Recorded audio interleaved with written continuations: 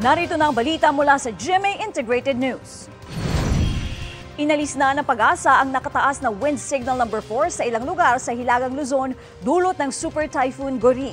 Sa pinakabagong update ng Pag-asa, papunta na ang bagyo sa northern portion ng West Philippine Sea.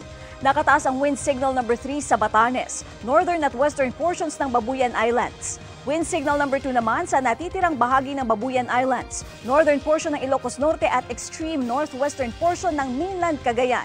Nakataas din ang wind signal number 1 naman sa iba pang bahagi ng Hilagang Luzon. Ayon sa Pag-asa, posibleng lumabas ang bagyong Goring sa Philippine Area of Responsibility mamayang gabi o bukas ng umaga.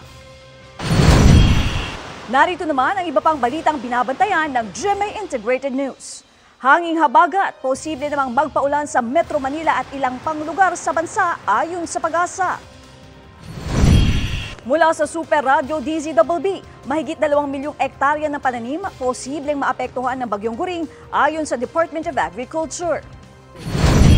At Pangulong Marcos, tinitingnan na makipag-alyansa sa United Kingdom sa usapin ng depensa at seguridad.